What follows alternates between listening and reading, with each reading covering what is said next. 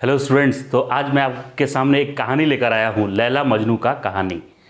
तो एक बार बहुत समय पहले की बात है, लैला और मजनू काफ़ी दुनिया वालों से परेशान हो चुके थे। उन दोनों को मिलने नहीं दे रहे थे दुनिया वाले।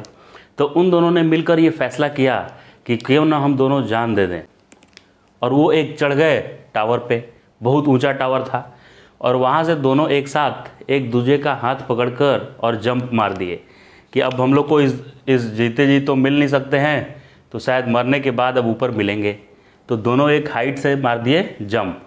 अब आपको इसमें ये बताना है कि ये दोनों एक साथ ग्राउंड पे गिरेंगे, मतलब एक दुबली है, स्लिम एकदम शिल्पा शेट्टी जैसी, और मजनू थोड़ा मोटू है, हैवी। तो ये दोनों जब यहाँ से जंप करिए तो आपको बताना है कि पहले ग्राउंड पे कौन आएगा, यानी पहले कौन मरेगा दोनों में। तो बहुत सारे लोग ऐसे सोच रहे होंगे कि ये भारी है, ये मोटू पहले गिरेगा नीचे, मोटू, और ये हल्की है, हल्की फुल्की, तो ये धीरे धीरे गिरेगी।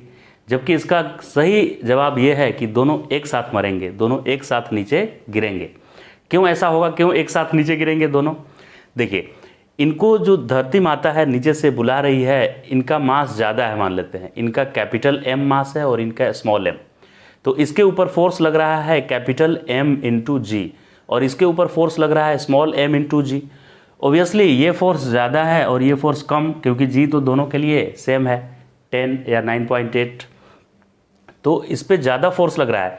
लेकिन इसका नीचे गिरना फोर्स पे डिपेंड नहीं कर रहा है, उस फोर्स के इफेक्ट पे डिपेंड कर रहा है कि उस फोर्स का कितना इफेक्ट पड़ रहा है, यानी कि ये कितना एक्सेलरेट कर रहा है ये।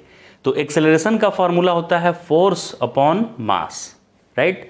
तो अगर इसको देखेंगे कि ये कितना एक्सेलरेट किया ड्यूरिंग हिज मोशन, तो एक्सेलरेशन का फॉर्मूला होगा इसके लिए कैपिटल एम इंटू जी। ये फोर्स इस पे लगा कैपिटल एम जी, और इसके मास से डिवाइड करेंगे, इसके लिए कर रहे हैं ना, तो इस पे लगने वाला फोर्स तो इसी के मास से डिवाइड करेंगे।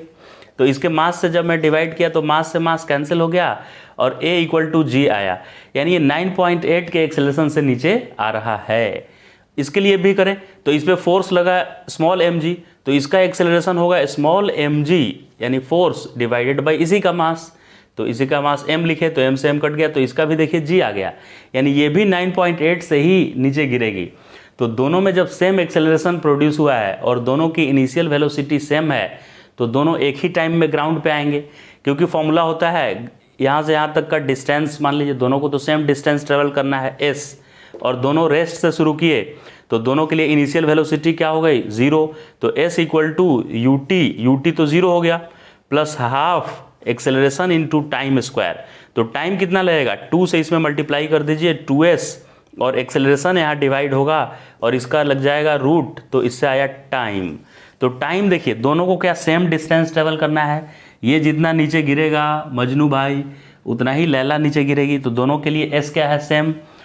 दोनों का एक्सेलरेशन भी g ही आया है, इसका भी एक्सेलरेशन g आया, तो सब कुछ सेम आ गया, इसलिए दोनों को समय भी सेम लगेगा, एक ही टाइम पे दोनों नीचे गिरेंगे। समझ में आ गया? अब आइए कुछ डेमोन्स्ट्रेशन करते हैं इस पे बेस्ट समझने के लिए। कुछ डिफरेंट मास का 2 ऑब्जेक्ट मैं लूँगा और उन दोनों को ड्रॉप करूँगा किसी हाइट से, और देखता हूँ कि दोनों एक ही समय पे एक भारी और एक हल्का लेंगे, जिसका वेट ज़्यादा हो और एक का कम वेट वाला, और देखेंगे कि दोनों एक साथ नीचे गिरते हैं कि दोनों के गिरने में समय का डिफरेंस आता है। ओके,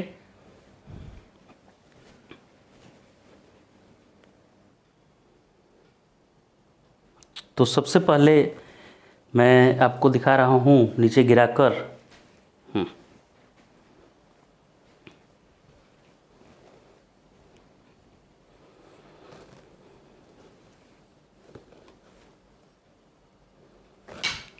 सबसे पहले मैं ये मार्कर और उसके कैप, इन दोनों को आप देखिएगा, मार्कर और कैप दोनों को मैं एक साथ गिराता हूँ।